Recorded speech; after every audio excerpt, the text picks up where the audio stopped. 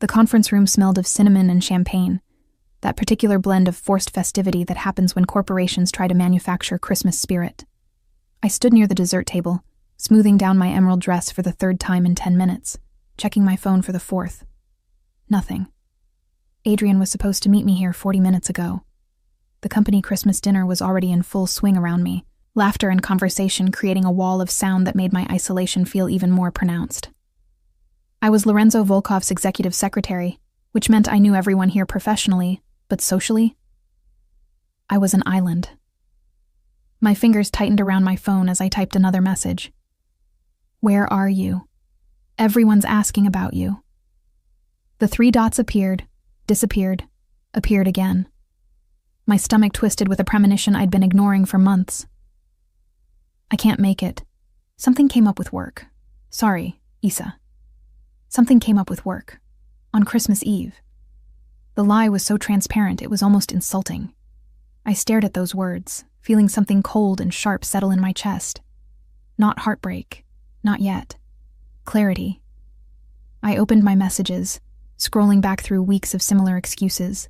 Late meetings, client emergencies, traffic. Each one a perfectly crafted lie that I'd accepted because questioning them felt exhausting, because I'd wanted to believe in us. My thumb hovered over his contact photo. Then I did something I should have done months ago. I opened the location sharing app we'd set up for safety. Adrian's little blue dot pulsed on the screen, bright and damning. Not at his office, not stuck in traffic. At an apartment building across town, one I'd never heard him mention before. The realization didn't crash over me like a wave. It seeped in slowly, poisonously. How long had I been the fool? How many times had I defended him to my friends when they said he seemed distant? How many nights had I fallen asleep alone, trusting his excuses? Isabella, you look stunning tonight. The voice behind me was deep, accented with something Eastern European that he'd never quite lost, despite 2 decades in America. I turned to find Lorenzo Volkov standing closer than professional distance required, a glass of scotch in his hand, his dark eyes taking in my expression with unsettling perceptiveness. Mr. Volkov. I straightened my spine automatically, slipping my phone into my clutch with practiced ease. The venue exceeded expectations. Your choice of caterer was excellent. Lorenzo, he corrected, as he always did at these events. We're not in the office, Isabella, and you're deflecting. A smile tried to crack through my carefully maintained expression, but I held it back. Lorenzo Volkov wasn't just my boss. He was the most dangerous man in the city, though his legitimate businesses provided perfect cover for the empire beneath. In 3 years as his secretary, I'd learned to read him better than anyone, to anticipate his needs, to navigate the treacherous waters between his legal operations and the shadows where his real power lived. I'm fine, I said, the lie tasting bitter. Just wondering where the waiters disappeared to. The champagne table is running low. His eyes narrowed slightly. He didn't believe me, but he was too controlled to push. Instead, he gestured toward the windows where snow had begun to fall, coating the city in white. Step outside with me. You look like you need air. It wasn't really a suggestion, not from a man like Lorenzo. But there was something in his tone that wasn't commanding, more concerned than controlling. I should stay visible, I said. As your secretary, people expect you to do whatever I ask, he interrupted, his voice quiet but carrying an edge of steel that made my pulse quicken. Not from fear, but from something more complicated. And right now, I'm asking you to take a break. I followed him through the crowd, feeling eyes tracking our movement. Lorenzo Volkov didn't pay personal attention to his employees. He was courteous, fair in his own ruthless way, but distant. Seeing him escort me toward the balcony would start rumors I'd have to manage on Monday, if I still had a job on Monday. If I didn't do something monumentally stupid tonight, like break down in front of my terrifyingly perceptive boss. The balcony was empty, thank God. The cold December air hit my bare shoulders like a slap, but I welcomed it. Reality. Clarity. The physical discomfort was easier to process than the emotional numbness spreading through my chest. Your husband didn't show, Lorenzo observed, leaning against the railing in his perfectly tailored suit. Not a question. A statement. Adrian had a work emergency. The lie came automatically, well practiced. Isabella. My name in his mouth sounded different than when Adrian said it. Richer, darker, weighted with something I couldn't quite identify. How long have we worked together? 3 years, 4 months, 12 days. The precision was automatic. I'd kept track for reasons I'd never examined too closely. In that time, I've watched you anticipate my needs before I voice them. You've negotiated deals that would have ended in bloodshed if handled by someone less intelligent. You've stood between me and federal investigators with such perfect composure, they left questioning their own evidence. He turned to face me fully, his dark eyes catching the light from the ballroom. So don't insult my intelligence by pretending you believe your husband's excuse. The truth clawed its way up my throat. He's with someone else. I know. My head snapped toward him. What? I've known for 6 weeks. Lorenzo's expression remained neutral, but something dangerous flickered in his eyes. I had Mikhail run a background check when I noticed you were distracted, losing focus. You're never distracted, Isabella. It concerned me. Anger flared, hot and sudden. You had no right. I have every right to know if something is affecting my secretary's performance. His voice was calm, implacable. What I discovered was that Adrienne Delacroix has been seeing Vivienne Marchetti for approximately 4 months. She works in marketing at his firm. They meet Tuesday and Thursday evenings. The nights he tells you he has late meetings. The specificity of it, the cold recitation of facts, somehow made it worse and better simultaneously. Worse because it was real, documented, undeniable. Better because I wasn't crazy for suspecting. Why didn't you tell me? My voice came out steadier than I expected. Because you're not the type of woman who wants to be saved. Lorenzo moved closer, close enough that I could smell his cologne, something expensive and smoky. You're the type who needs to discover the truth herself, make her own decisions, choose her own path. I was simply waiting for you to realize what I already knew. And what's that? I challenged, meeting his gaze despite the tears threatening to spill. That you deserve better than a man too blind to see what he has. Lorenzo's hand came up slowly, giving me time to move away. When I didn't, his thumb brushed away a tear that had escaped down my cheek. And that you're too strong to break over something like this, even if it hurts like hell right now. The gentleness in that gesture, from a man known for breaking bones and destroying empires, nearly undid me. I stepped back quickly, wrapping my arms around myself against the cold and the emotion threatening to overwhelm me. I need to go, I said abruptly. I can't be here right now. I can't smile and make small talk and pretend everything is fine. Then don't. Lorenzo straightened. All business again. Mikhail is waiting by the east exit. He'll drive you wherever you want to go. I don't need... Isabella. My name again, that same dark weight. It's snowing. You're upset. You're not driving yourself anywhere tonight. That's not a suggestion. For once, I didn't have the energy to argue. I nodded, grabbed my coat from the check room, and slipped out the east exit where Mikhail waited beside a black SUV, his face carefully neutral as he held the door. Where to, Ms. Sinclair? He asked once I was settled in the back seat. I gave him my home address, then changed my mind. I couldn't go back to the apartment Adrian and I shared. Not yet. Not while he was probably still with her. Actually, just drive. Anywhere. I need to think. Mikhail nodded and pulled into traffic. The city lights blurred past, Christmas decorations and holiday shoppers creating a world that felt disconnected from my reality. My phone buzzed with a message from Adrian. How's the party? I'll try to make it home early. The casual lie, the assumption that I'd believe him, ignited something fierce in my chest. I typed back, I know about Vivienne.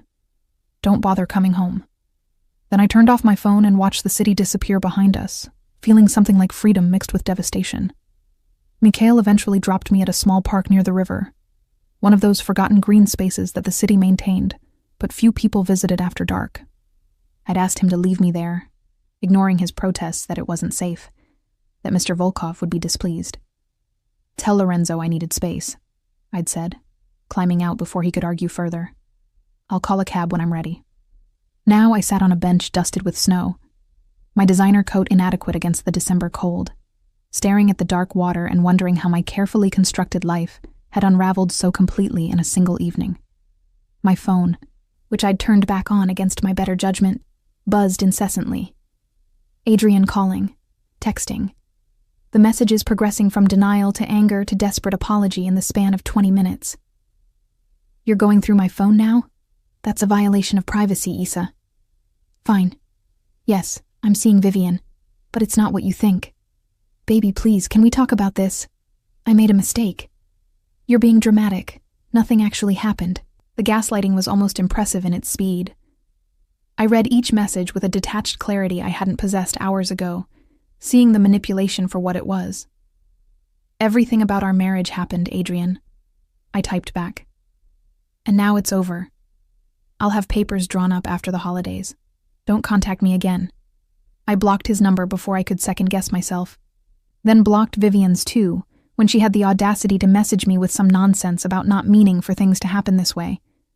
The snow fell harder, coating my hair and shoulders.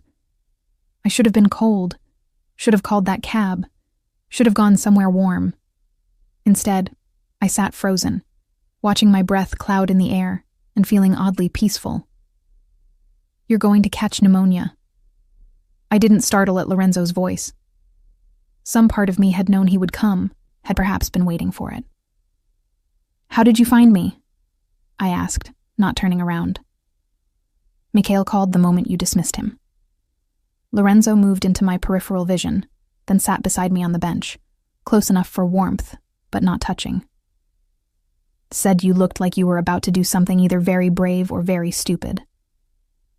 And you came to determine which? I came because you're my secretary, and I have a vested interest in your continued well-being. A pause. And because you looked destroyed when you left that party. And I don't like seeing you destroyed. The honesty in that admission made something crack in my chest. I'm fine. You're sitting on a park bench in a snowstorm in a cocktail dress after discovering your husband's affair. You're many things, Isabella, but fine isn't one of them. A laugh bubbled up, surprising us both. You know what the stupidest part is? I'm not even sure I love him anymore. Haven't for months. Maybe longer. But the betrayal still hurts. The humiliation of being the last to know. You weren't the last to know, Lorenzo said quietly. You were the first to act on knowing. There's a difference. I finally turned to look at him. In the dim park lighting, Lorenzo Volkov looked less like a feared mafia boss and more like a man. His dark hair had snow melting in it.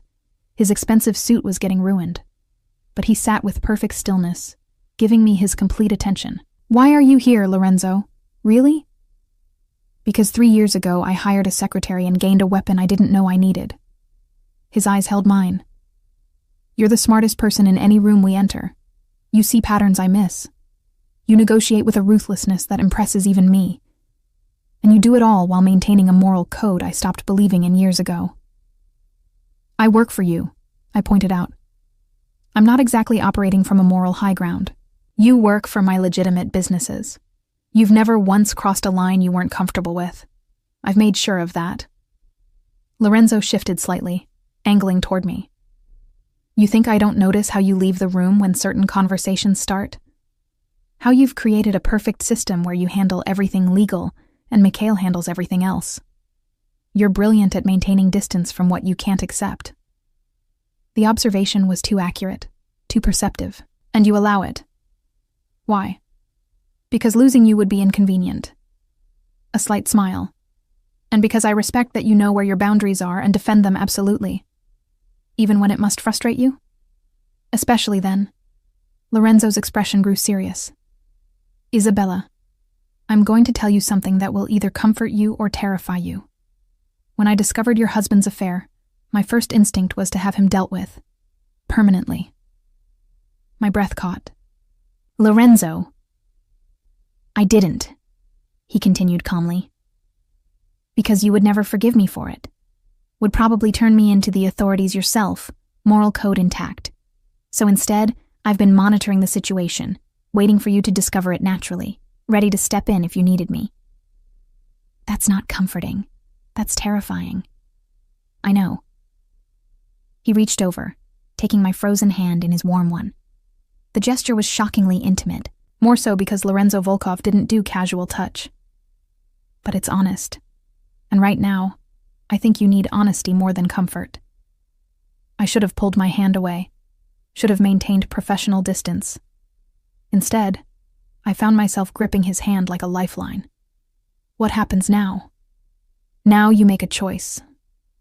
Lorenzo's thumb traced small circles on my palm, a soothing gesture at odds with the intensity of his gaze. You can go home, fight with Adrian, go through the exhausting process of divorce while living in the same space. Or you can let me help you. Help me how? I own a building in the financial district, luxury apartments. There's a vacant unit on the 20th floor with a view of the entire city. It's yours, no strings attached, for as long as you need it. Your belongings will be moved there tomorrow while Adrian is at work. Divorce papers will be drawn up by the best lawyer in the city, free of charge. Within a week, this will be handled. The offer was too much, too fast. Lorenzo, I can't accept. You can, and you will. His hand tightened on mine. Because you're too valuable to me to have distracted by a failing marriage and a mediocre man. Because you deserve better than fighting over furniture and photograph albums, and because I take care of what's mine. I'm not yours, I said automatically, but the protest sounded weak even to my own ears. Aren't you? Lorenzo's voice dropped lower, more dangerous. You've spent 3 years at my side, Isabella. You know my schedule better than I do. You've seen me at my worst and never flinched. You've defended me, protected me, made me better at what I do. If that's not belonging, what is? The truth of it settled over me like the falling snow. Somewhere in 3 years of working together, I'd stopped being just his secretary. I'd become something more. Something I'd been too married and too scared to examine. This is too fast, I whispered. I need time to think. Take all the time you need. Lorenzo stood, pulling me up with him. But take it somewhere warm. Come on, I'm driving you to the apartment tonight. You can decide in the morning if you want to stay there or make other arrangements. And if I choose other arrangements? Then I'll help with those too. He led me toward where his car waited, Mikhail at the wheel. But, Isabella? You're not going back to Adrian tonight. That's non-negotiable. For once, I was grateful for his absolute certainty. Because my own certainty had shattered somewhere between discovering the affair and sitting in a snowstorm, and I needed someone to make decisions while I put myself back together. The apartment was everything Lorenzo had promised. Floor-to-ceiling windows, modern furnishings, a bedroom bigger than the living room Adrian and I had shared. Lorenzo gave me a brief tour, showed me where everything was, then paused at the door. There's food in the kitchen, clothes in your size in the closet, everything you need. He pulled a keycard from his pocket and held it out. This building has the best security in the city. No one gets up to this floor without clearance. You're safe here. I took the keycard, our fingers brushing. Thank you. Don't thank me yet. A flash of something dark in his eyes. We both know this complicates everything between us. Does it have to? Probably.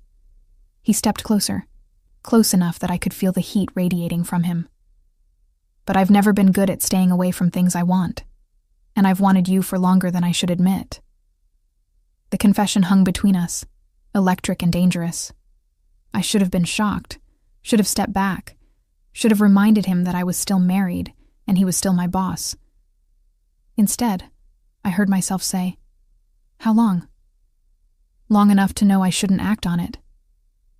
Lorenzo's hand came up, cupping my face with surprising gentleness. Long enough to know I probably will anyway, eventually. But not tonight. Tonight you need space and time and distance from men making demands on you. He pressed a kiss to my forehead, chaste and devastating, then left before I could respond. I stood in the quiet apartment, my hand pressed to where his lips had been, and felt the foundation of my carefully ordered world shift irrevocably beneath my feet. I woke in the unfamiliar bed to sunlight streaming through floor-to-ceiling windows and the smell of coffee. For a moment, I was disoriented, expecting to see Adrian's sleeping form beside me. Then yesterday crashed back with brutal clarity. The affair. The party. Lorenzo. I padded into the kitchen to find a coffee maker set to automatic, a fresh pot waiting, and a note in bold handwriting. Mikhail will pick you up at noon if you want to retrieve personal items from your apartment. If you prefer to avoid Adrian, give him a list and he'll handle it. Your choice. L. Your choice. Those two words seemed to be Lorenzo's constant refrain, which was ironic considering how little choice he'd given me about staying here last night. But he was right, I acknowledged as I poured coffee into an expensive mug. Going back to Adrian's apartment would be exhausting and emotional. Two things I couldn't afford to be today. My phone, which I'd finally plugged in, showed 47 missed calls from Adrian and 19 text messages that progressively devolved from apologetic to angry to desperate. I blocked his number again, deleted the messages unread, and felt a weight lift from my shoulders. I was still in my emerald dress from last night, wrinkled and smelling faintly of snow and expensive cologne. The closet Lorenzo mentioned revealed an array of clothing in my exact size, casual and professional, all high-end brands I'd admired, but never bought. Someone had been paying very close attention to my preferences. After a shower in a bathroom that could have fit my and Adrian's entire bedroom, I dressed in dark jeans and a cashmere sweater the color of cream, then made a list of items I wanted from the apartment. Books, mostly. My grandmother's jewelry, a few photographs from before Adrian, when I'd still had friends and hobbies, and a life that didn't revolve around managing someone else's needs. At precisely noon, my phone rang. Ms. Sinclair, Mikhail's gravelly voice. I'm downstairs whenever you're ready. Actually, I have a list. Would you mind? Already anticipated. Mr. Volkov said you'd prefer not to see your husband. I'll handle the retrieval personally. I should have been unsettled by how well Lorenzo predicted my decisions. Instead, I felt oddly cared for, a sensation I hadn't experienced in years. Thank you, Mikhail. I'll send you the list. One more thing, he said. Mr. Volkov would like you to join him for lunch at Rossellino's. 1 o'clock. He says to tell you it's not optional, but also not business. My heart did something complicated in my chest. Rossellino's was the best Italian restaurant in the city, intimate and exclusive. Not a place you took your secretary for professional meetings. Tell him I'll be there. I arrived at Rossellino's 15 minutes early, a habit from years of managing Lorenzo's schedule, only to find him already seated at a corner table, 2 glasses of wine waiting. You're early, I observed, sliding into the chair across from him. So are you. Lorenzo looked different in daylight, less intimidating somehow, though no less powerful. He wore a charcoal sweater instead of a suit, his dark hair slightly tousled as if he'd been running his hands through it. How did you sleep?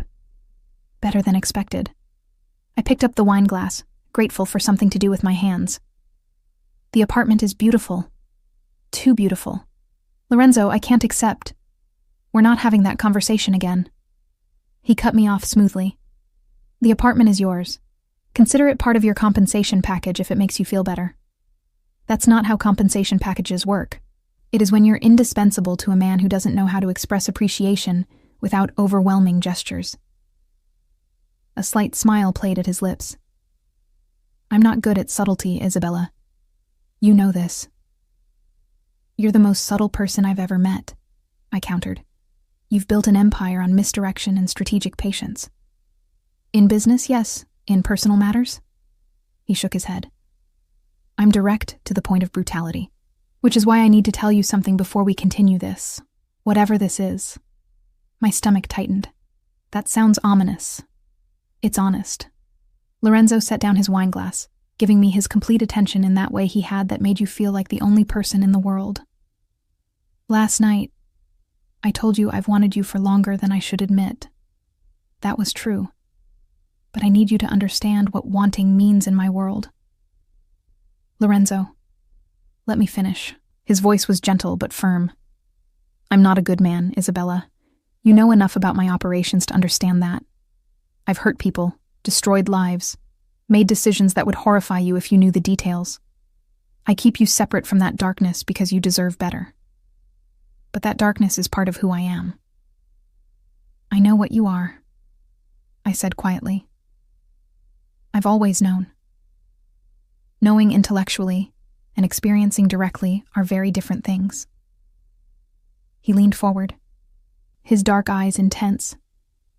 If we cross this line, if we become more than boss and secretary, that separation I've maintained will collapse. You'll see things you can't unsee. Know things that will implicate you. Be associated with me in ways that put you at risk. Are you trying to scare me away? I'm trying to give you an out.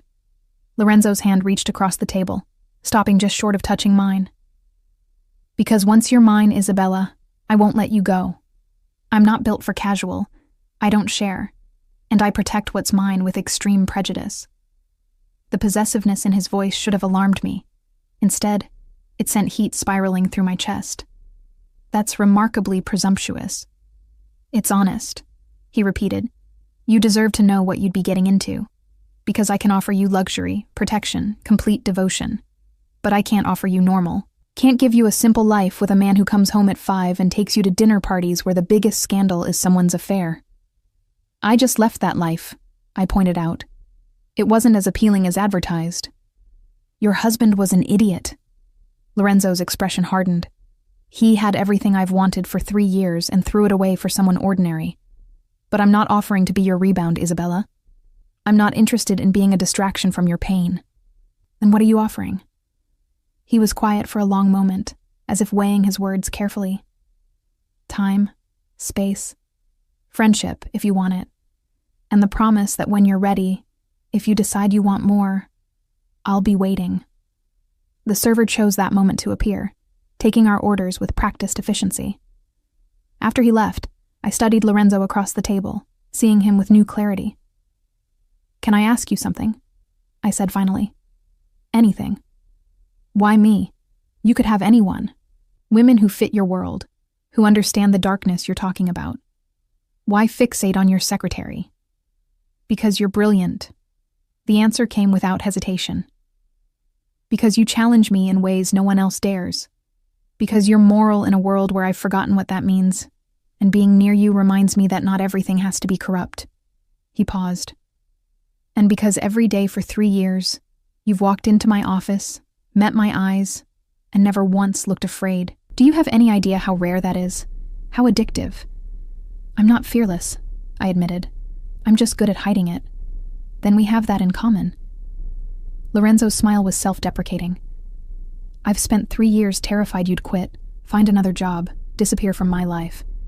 It's why I pay you twice what any other secretary in the city makes. Why I give you holidays off and never question your hours. Why I've maintained professional distance even when every instinct screamed to cross it. And now? Now, the distance feels impossible to maintain. But I'll try, for your sake, until you tell me otherwise. He finally closed that last inch, his fingers brushing mine on the table. I need you to understand something, Isabella. This isn't about Adrian leaving. Isn't about you being vulnerable or needing rescue. This is about 3 years of wanting something I thought I couldn't have, and suddenly realizing maybe I can. The lunch passed in a blur of conversation that felt both familiar and entirely new. We talked about everything except work, Adrian, the complications we were dancing around. Lorenzo told me about growing up in Moscow, immigrating at 16, building his empire from nothing through a combination of intelligence and ruthlessness. I told him about my childhood in the suburbs, my parents' disappointment when I chose secretarial work over law school, my slow realization that I was better at seeing patterns and managing chaos than I'd ever be at arguing cases. You would have made an excellent lawyer, Lorenzo observed, but you make a better strategist. Law is about rules. Strategy is about seeing 3 moves ahead and anticipating every variable. Is that what you do? See 3 moves ahead? In business, always. In personal matters? He shook his head ruefully. With you, I'm lucky if I can predict the next 5 minutes. We were lingering over espresso when my phone buzzed. A message from an unknown number. I know you're with him. This isn't over, Issa. We need to talk. Adrian, from a new number I hadn't blocked yet. Lorenzo saw my expression change. What is it? I showed him the message. His face went cold in a way that reminded me exactly who I was sitting across from. "Give me your phone." "Lorenzo." "Isabella, your phone." I handed it over, watching as he typed rapidly, then blocked the new number. "What did you say to him?" "That you're under my protection now, and any further contact will be considered harassment, that divorce papers will be served next week, and that if he's smart, he'll sign them without contest. You can't just...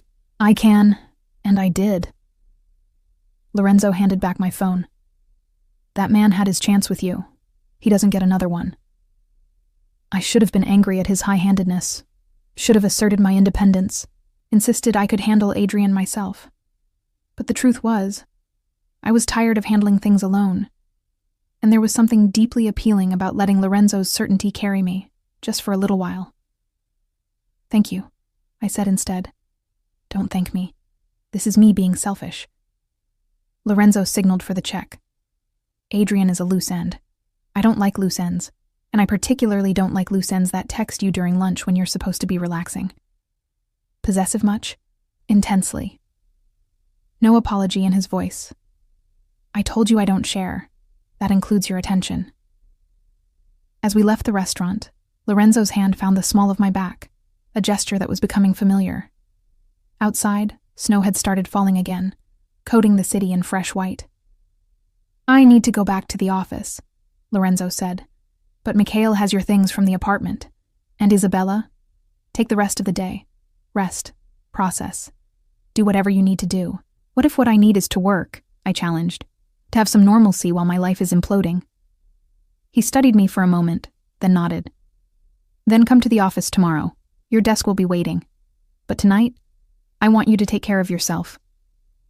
"And if I don't know how to do that?" Something softened in his expression. "Then call me. I'll come over and we'll figure it out together." He left me on the sidewalk with Mikhail, who drove me back to the apartment in silence. Only when we arrived did he speak. "Mr. Volkov is a good man, Ms. Sinclair, despite what you might think you know about him." "I know what he is, Mikhail." "Do you?" The big Russian turned to look at me directly. "Because what he is, at his core, is loyal. Once he decides something or someone is his, he'll burn the world down before letting harm come to them." That's not exactly comforting.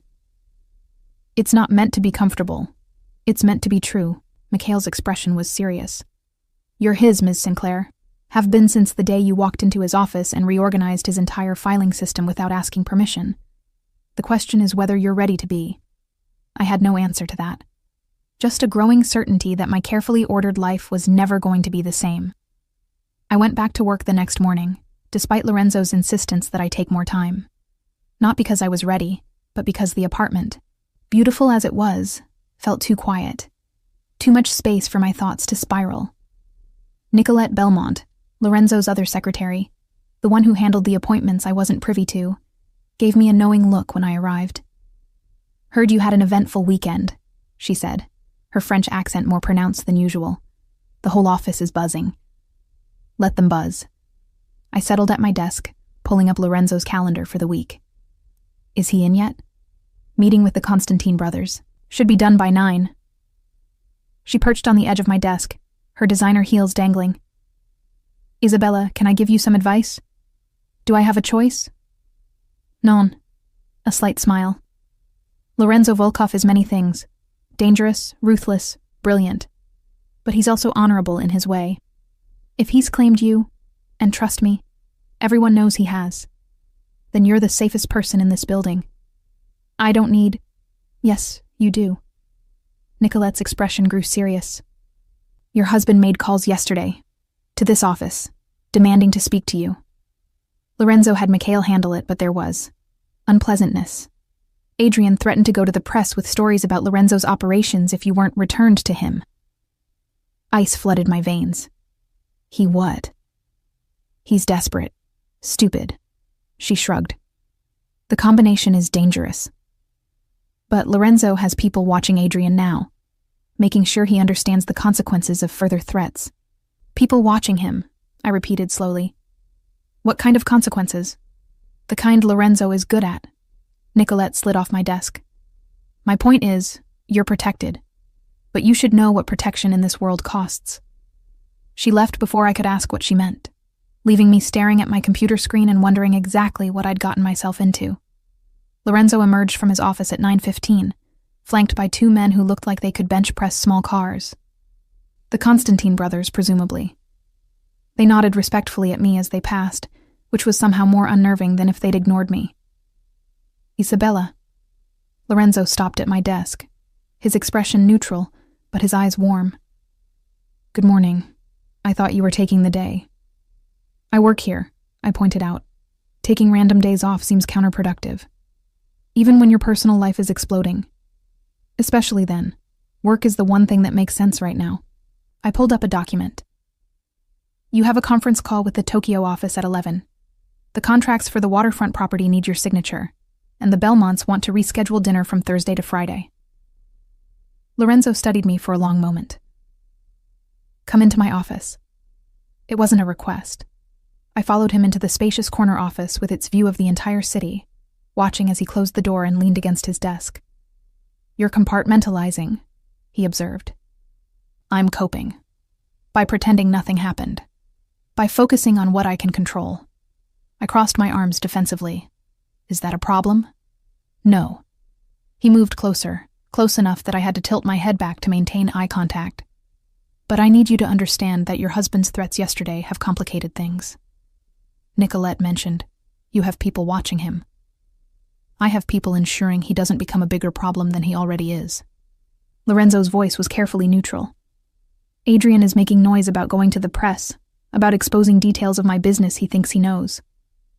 He doesn't know anything, I said immediately. I never discussed your work with him. I know you didn't.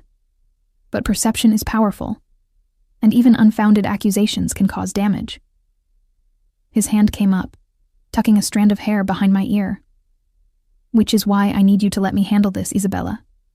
Don't contact him. Don't respond to messages. Let me protect you. I don't need... Yes, you do. His voice was firm. Because this isn't just about your feelings anymore. This is about my business, my reputation, my operations.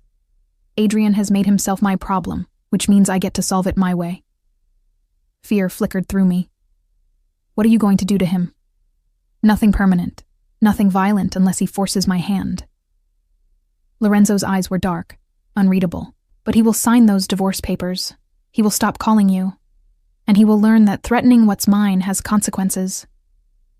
I'm not yours, I said automatically, but the protest was weak. Aren't you? He stepped closer, eliminating the space between us. You're living in my apartment, under my protection, working at my side. Tell me, Isabella, at what point do you stop fighting the inevitable? When I'm ready.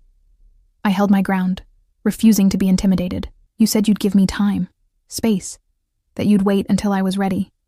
I did. I am. His hands came to rest on my waist, not pulling me closer but anchoring me in place. But ready and in denial are different things. You can take all the time you need to process the end of your marriage, to grieve what you thought you had. But don't pretend you don't feel this between us.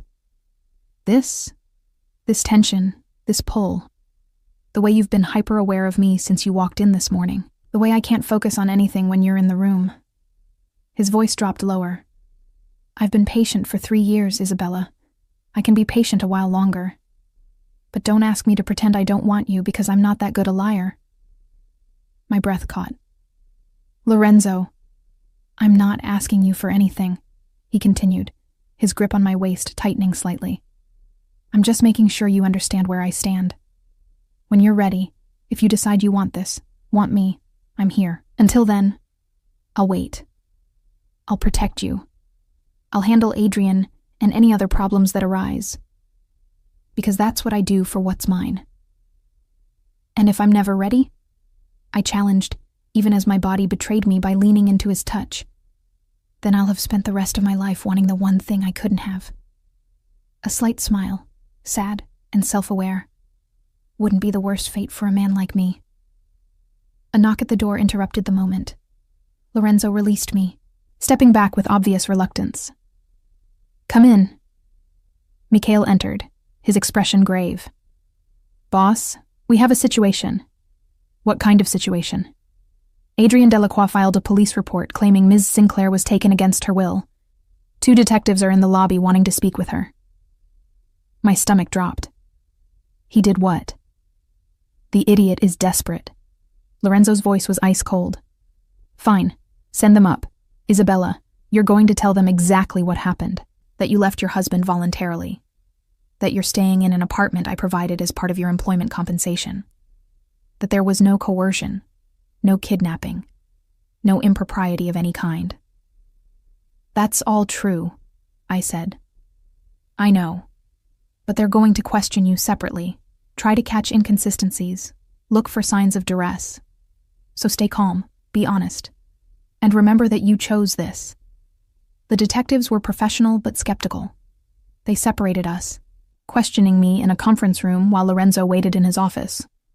I answered every question truthfully, explaining about discovering Adrienne's affair, about leaving the party, about Lorenzo offering me a place to stay while I sorted out my divorce. And Mr. Volkov has been appropriate? The older detective, a woman with sharp eyes, asked carefully.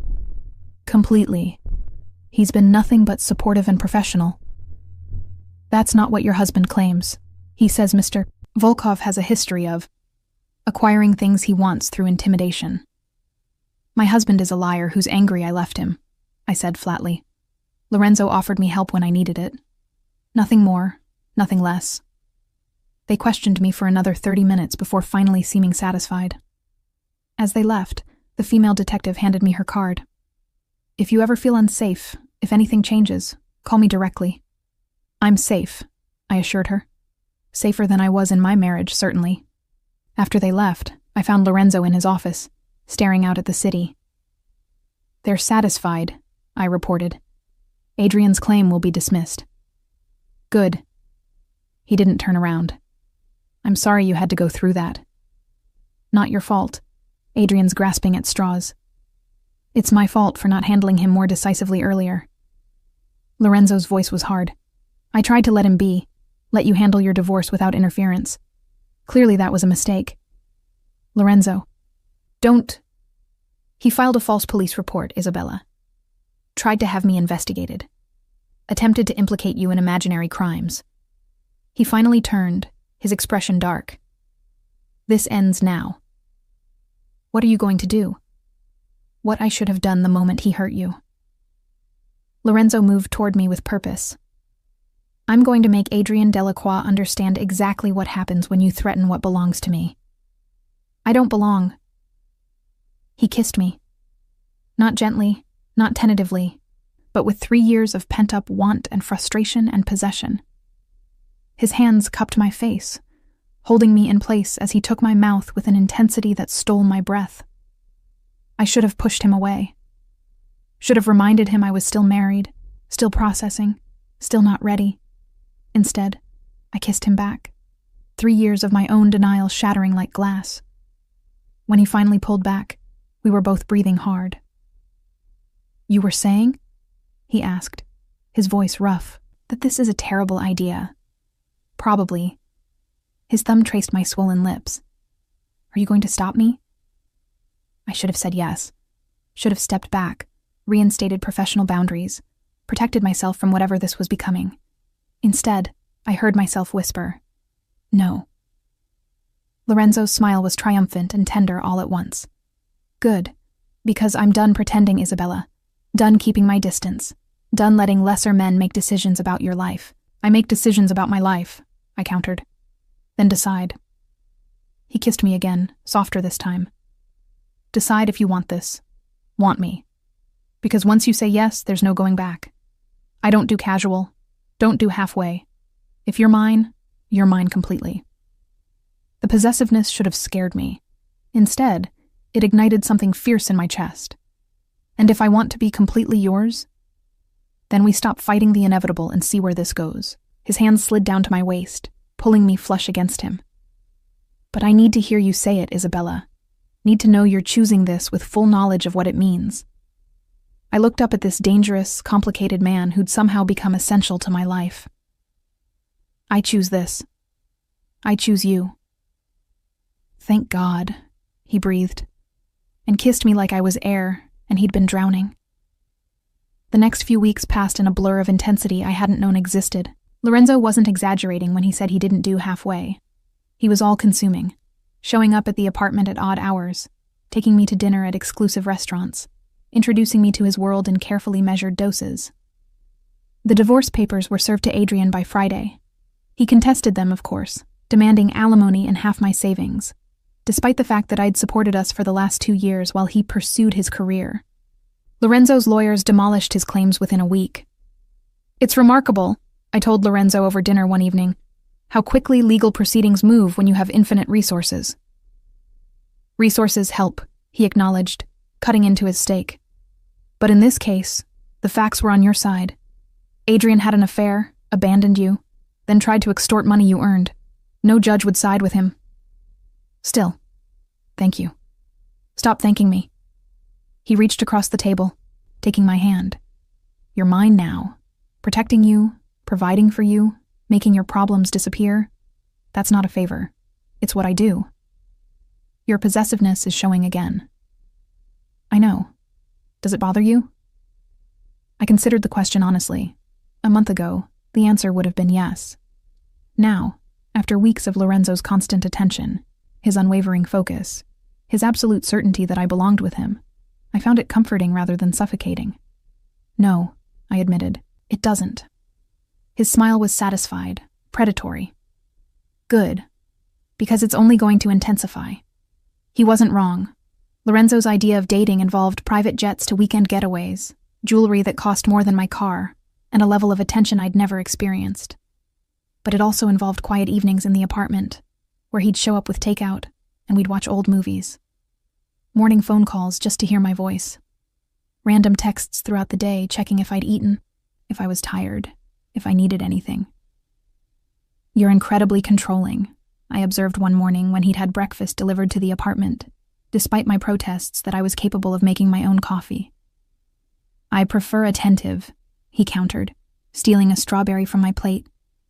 You had Mikhail follow me to lunch with my friend yesterday. For your protection. It's a coffee shop 3 blocks from the office, in a city where I have enemies who would love to use you against me. Lorenzo's expression grew serious. Isabella, I need you to understand something. My world isn't safe. The moment you became mine, you became a target. The surveillance, the security, the precautions, they're not optional. I'm not a prisoner. No, you're the most valuable thing I possess. There's a difference. He set down his coffee. I know this isn't what you signed up for, but it's the reality of being with me. And if I can't accept that reality, something dangerous flickered in his eyes. Then we have a problem, because I won't risk you, Isabella, won't gamble with your safety. If that means restricting your freedom, then that's a price I'm willing to pay. What about the price I'm willing to pay? I challenged. Name it. He leaned forward, intense and focused. Tell me what you need, what boundaries you require, and I'll accommodate them. But your safety is non-negotiable. We stared at each other across the breakfast table, locked in a silent battle of wills. Finally, I sighed. I need autonomy at work. No security in the office. Mikhail can wait in the lobby. Done. I need girls' nights without surveillance, time with friends without feeling watched. Mikhail will maintain distance but remain available. You wear the tracking device I gave you. That's a compromise. That's the best you're getting. No apology in his voice. Next. I need you to stop making decisions about my life without consulting me first. I'm your partner, not your property. Lorenzo was quiet for a long moment. That one's harder. I'm used to control, to making decisions unilaterally. But I'll try. For you, I'll try. It wasn't perfect, but it was honest. And I was learning that with Lorenzo, honesty was more valuable than easy promises. The real test came 2 weeks later, when Nicolette pulled me aside after a meeting. Adrian is making noise again, she said quietly. Talking to reporters about Lorenzo's inappropriate relationship with you, suggesting you were coerced. That's absurd. But perception matters. Lorenzo is handling it, but you should know there might be press attention." She was right. By the end of the day, my phone was flooded with calls from tabloid journalists wanting comments about my affair with my boss. Lorenzo's response was characteristically direct. "We're making a statement," he announced, walking into my office that evening. "Confirming our relationship, clarifying the timeline, and making it clear that anyone who continues to harass you will face legal consequences. A statement feels very public. You are public now, you're with me, which means you're visible." He sat on the edge of my desk. "I know this isn't what you wanted, but Adrian has forced our hand. We can either control the narrative or let him control it. And you choose control, always. No hesitation. Isabella, I need to know if you're ready for this. Once we go public, there's no taking it back. You'll be known as Lorenzo Volkov's woman. That comes with scrutiny, judgment, and danger." I thought about my quiet life a month ago. My modest apartment, my boring marriage, my carefully maintained anonymity. Then I thought about Lorenzo, his intensity, his protection, the way he looked at me like I was the only thing in the world that mattered. "I'm ready," I said. The statement went out that evening. Within hours, my face was on every gossip site, my background investigated, my life dissected. Some outlets portrayed me as a gold digger who'd seduced her boss. Others painted Lorenzo as a predator who'd taken advantage of a vulnerable employee. The truth, complex and nuanced, got lost in the speculation. "I'm sorry," Lorenzo said that night, holding me as we watched the coverage. "I know this is invasive. It's not your fault. It is, actually. I made you visible, made you mine. Consequences of that are on me." I turned in his arms to face him. "I chose this, Lorenzo. Chose you. Whatever comes with that, I can handle." "Can you?" His eyes searched mine. "Because this is just the beginning, Isabella. My world is complicated. Dark. You'll see things you can't unsee. Know things that implicate you. Once you're in this deep, there's no going back to normal.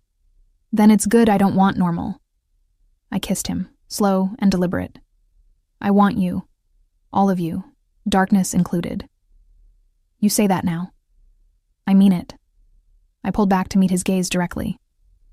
"I'm not naive, Lorenzo. I know what you do, what you're capable of, and I'm choosing it anyway. Choosing you." Something fierce and possessive flared in his eyes. "Say that again. I choose you."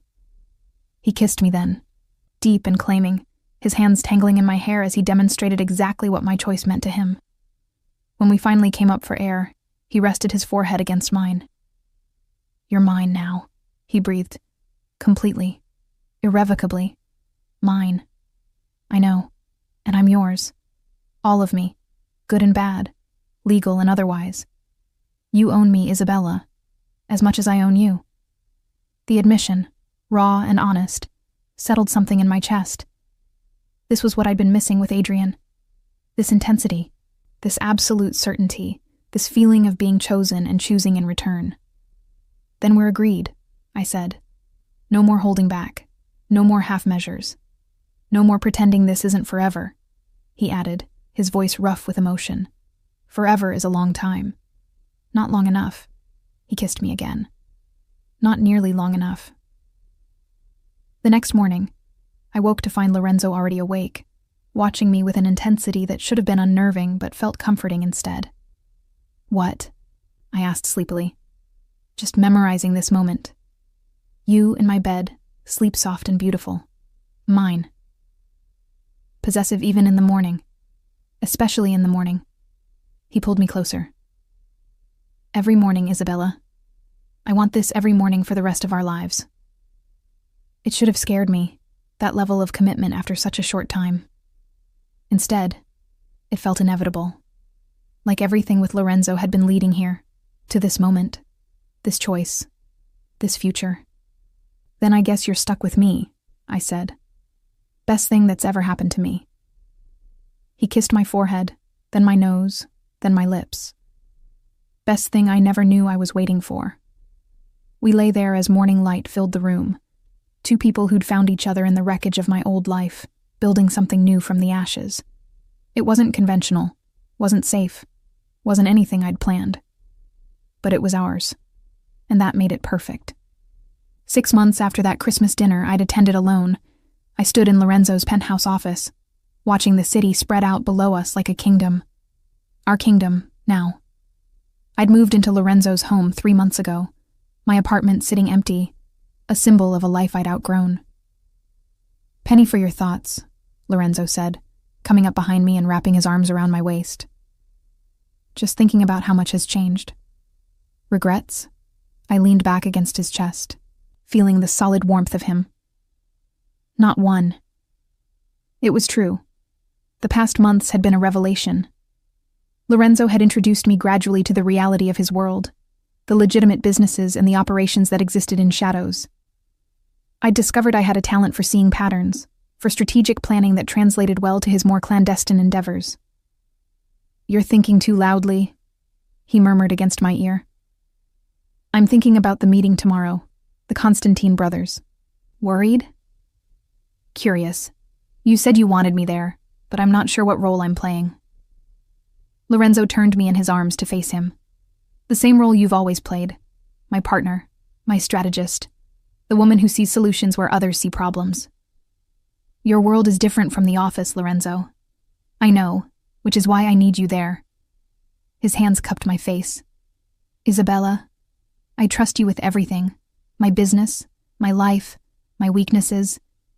You've proven yourself loyal, intelligent, and ruthless when necessary. The Constantines need to understand that you're not just my woman. You're my equal." The statement should have terrified me.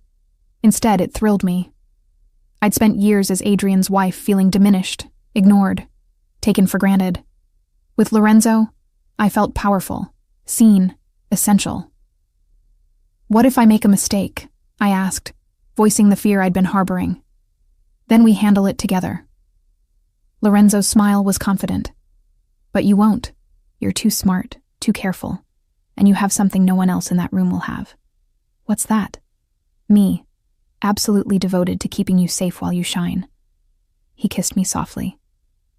"They'll underestimate you because you're beautiful, because you're with me, because you're a woman in a world of violent men. Use that. Let them think you're decorative while you dissect their weaknesses." The strategy was sound, and the next day I deployed it perfectly. The meeting with the Constantine brothers was tense, a negotiation over territory and profit sharing that could have ended in bloodshed. I sat quietly at Lorenzo's side, appearing to take notes, while actually cataloging every micro-expression, every tells, every weakness. When the older brother, Mikhail, made an aggressive demand, I leaned forward. "Forgive me for interrupting, but I think there's a solution neither side has considered." The room went silent. Mikhail's eyes narrowed. "And what would a secretary know about our business?" "I'm not a secretary anymore," I said calmly. "I'm Lorenzo's partner, and I know that what you're really concerned about isn't the territory itself, but access to the port facilities, which Lorenzo controls. So rather than fighting over land, why not negotiate access? Lorenzo gets to maintain ownership, you get shipping privileges, everyone profits." The room stayed silent for a beat.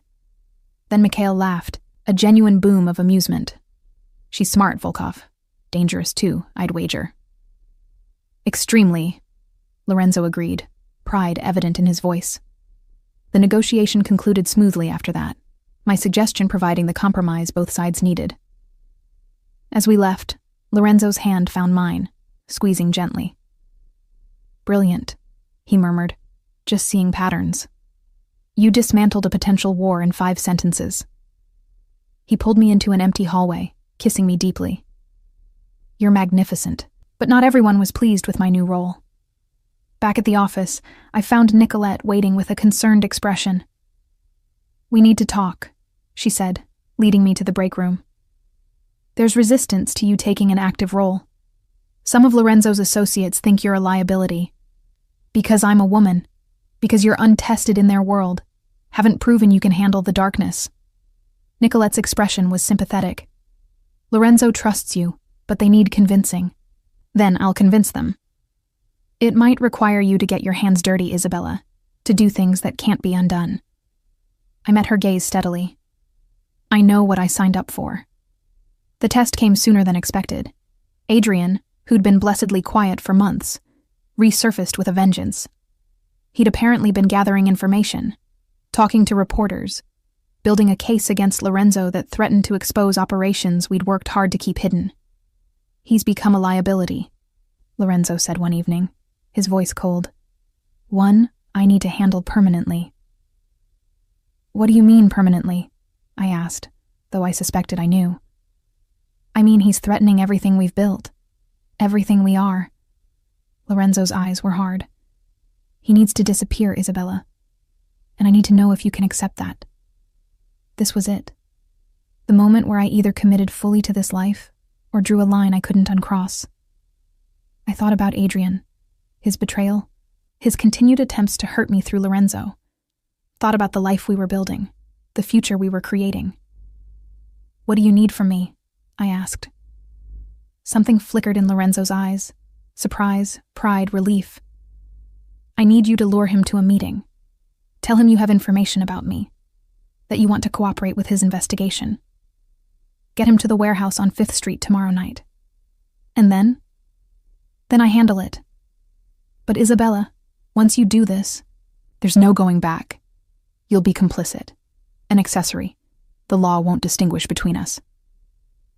"I know." My voice was steady. "I'll do it." I made the call that night, my voice perfectly pitched between nervous and eager. Adrian agreed immediately, thinking he'd finally broken me, finally found the weapon he needed against Lorenzo. The next evening, I dressed carefully, wearing a wire that Lorenzo's people had equipped me with, driving to the warehouse alone as instructed. Adrian was already there, his expression triumphant. "Isa, I knew you'd come to your senses. That man is dangerous." "I know he is," I said truthfully. "That's why I need your help." What Adrian didn't know was that the entire conversation was being recorded, that Lorenzo's lawyers would use his admission of attempting to extort information to bury him legally. And what Adrian definitely didn't know was that Lorenzo and his men were positioned around the warehouse, ensuring that this meeting would be Adrian's last. I won't detail what happened next. Some darkness is better left in shadow. But I will say that I walked out of that warehouse changed, complicit, irrevocably bound to Lorenzo not just by love, but by shared secrets that could never be spoken. Lorenzo found me in the car afterward, shaking despite my efforts to stay composed. He pulled me into his arms, holding me as I processed what I'd just done, what I'd become. "I'm sorry," he murmured. "Sorry you had to be part of that." "I chose it," I said, my voice surprisingly steady. "Chose you, all of you." "You're mine now," he breathed, in ways that can never be undone. "I know." I pulled back to meet his eyes. "And you're mine. We're bound together now, Lorenzo, for better or worse." "Definitely for better," he said, kissing me softly. "Because you're the best thing that ever happened to me, Isabella, even if I dragged you into darkness to keep you." The months that followed were transformative. I became known in Lorenzo's world, not as his decorative companion, but as his most trusted advisor, the woman who could negotiate with enemies, spot betrayal before it bloomed, and make hard decisions without flinching. Our wedding was small, private, attended only by Lorenzo's most trusted associates and my few remaining friends who'd accepted what I'd become. I wore cream instead of white, acknowledging that I was no innocent bride, and Lorenzo's eyes held such fierce possession as I walked toward him that several guests shifted uncomfortably. "You're sure about this?"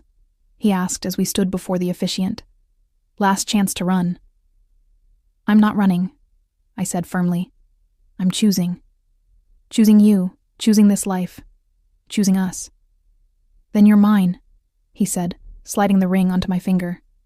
"Forever." "And you're mine," I countered. "Don't forget that part." "Never," he promised. The reception was elegant, dangerous, a gathering of powerful people who operated in shadows.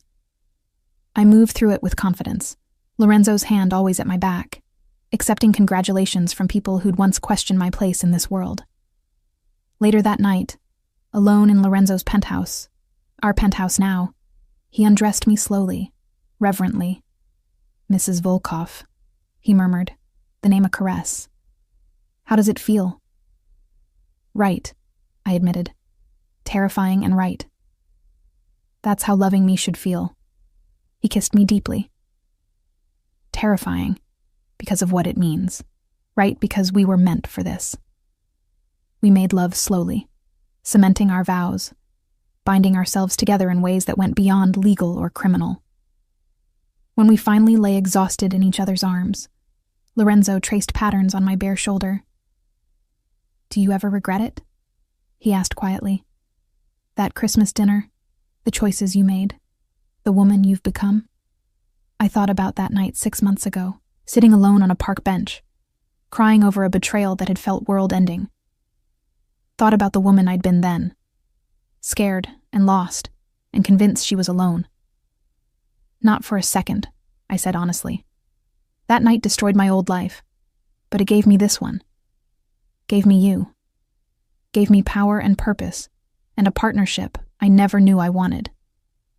Even knowing what you know now, what we do, who we really are, especially knowing that.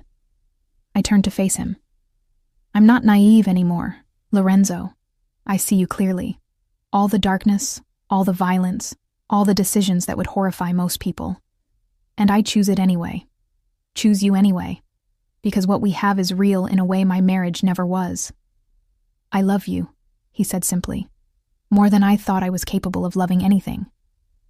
I love you too, even though you're possessive, controlling, and occasionally terrifying. Especially because of that, he corrected with a smile. Yes, I agreed, especially because of that. We fell asleep tangled together, two people who'd found each other in darkness and built something fierce and unbreakable in the shadows. It wasn't the life I'd planned, wasn't conventional or safe or anything I'd imagined for myself. But it was ours. Built on truth and choice, and the understanding that sometimes the best love stories begin not with rescue, but with recognition. Lorenzo hadn't saved me that night in the park. He'd simply seen me, all of me, and decided I was worth waiting for. And I'd seen him in return, all his darkness and devotion, and decided he was worth choosing. 6 months ago, I'd been abandoned at a Christmas dinner, alone and heartbroken. Now I stood at the center of an empire, feared and respected, Lorenzo's partner in every sense of the word. Some people might call that a fall from grace. I called it rising to where I'd always belonged, in the arms of a man who saw my strength and never asked me to dim it, building a kingdom in the shadows that was entirely our own. The end and the beginning.